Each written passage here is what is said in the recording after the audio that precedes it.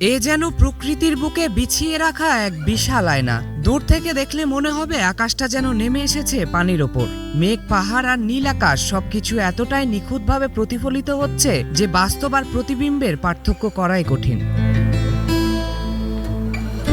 গ্রীষ্মের মাঝামাঝি সময়ে হ্রদের দক্ষিণ তীর জুড়ে ছড়িয়ে পড়েছে সবুজের সমারোহ, আর বাতাস থেমে গেলে পুরো হ্রদের পানি পরিণত হয় এক বিশাল কাচের আয়নায়।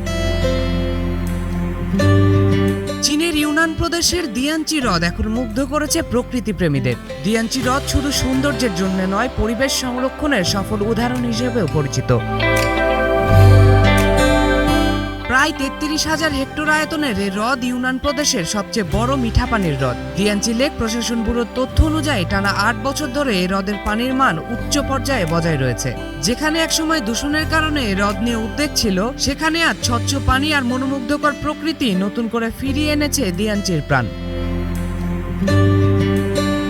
প্রশ্ন উঠতেই পারে, বাংলাদেশের কি কোনো হ্রদ এমন কি হতে পারে? নিজের ও পরিবারের নিরাপত্তায় সব সময়ই থাকুন আপোষহীন। নিরাপত্তায় আপোষ নয়, আর ঘরে রাখুন আরএফএল ল্যাডার। বিশেষজ্ঞদের মতে সম্পূর্ণ একই দৃশ্য তৈরি করা কঠিন হলেও অসম্ভব নয়। রাঙামাটির কাপ্তাই হ্রদ, সাজেকের আশেপাশের জলধারার পানির স্বচ্ছতা যদি বজায় রাখা সম্ভব হয়, দূষণ নিয়ন্ত্রণ করা যায় এবং চারপাশের প্রাকৃতিক পরিবেশ সংরক্ষণ করা হয়, তাহলে শান্ত আবহাওয়ায় বাংলাদেশের কিছু হ্রদেও এমন আয়নার মতো প্রতিফলনের দৃশ্য দেখা যেতে পারে।